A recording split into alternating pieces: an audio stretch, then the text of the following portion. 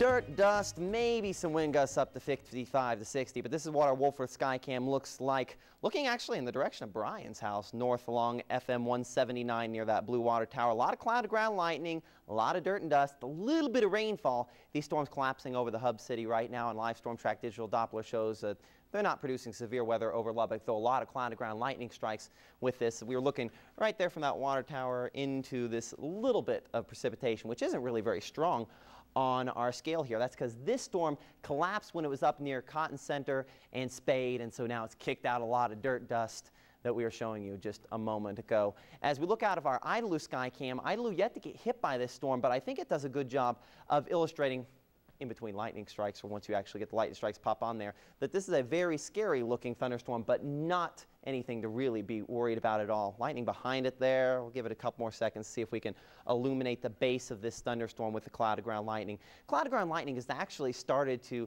lessen over the last few minutes, and by the time you call for it, none of it actually happens. And you can see a little bit how it's kind of low hanging. Nothing even remotely tornadic out of these thunderstorms tonight. Our digital vortex shows that this thunderstorm does extend back to around Levelland, stretching now toward Ropesfield. This part of the thunderstorm here might have a few wind gusts up to possibly around 60 miles per hour, but the part making it in Lubbock County has a lot of dirt, dust, maybe a little bit of rainfall, and a few wind gusts up to possibly 50 miles per hour. Same thing for the part of it that's in sections of Hale County right now.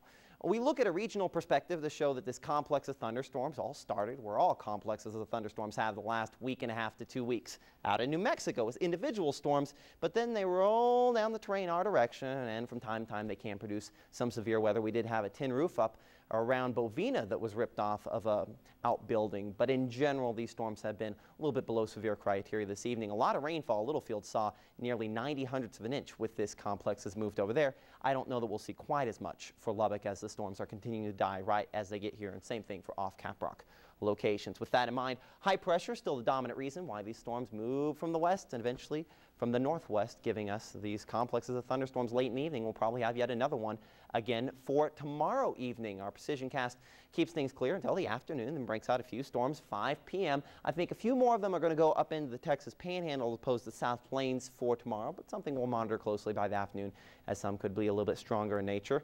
And then once again, Wednesday afternoon, wait for it, there it is. By the afternoon, all throughout the mountains, storms go up and eventually try to work their way across the state line. There is a slight risk that some of the storms tomorrow could be severe, mainly going to be north and west of the area, but we'll keep the western counties of the South Plains in that fringe area where we could see a couple of large hailstones and maybe a few stronger wind gusts. But I think most spots probably end up with less severe weather than we had this evening, and even then we haven't had many severe wind or hail reports for that matter. 93 the high in Lubbock by tomorrow. A few storms possible, especially the later in the day that you go. We'll watch those evening baseball games, soccer practices, things of that nature, because once again we'll probably have a few more that have some delays due to some of the lightning. We heat up by the latter part of the week, so we dry things out as well, and it does look as though our precipitation chances become less and less as we work our way toward the weekend. We did get one report, by the way, just a moment ago near Smyre of a little bit of thunderstorm wind damage, a roof that was blown off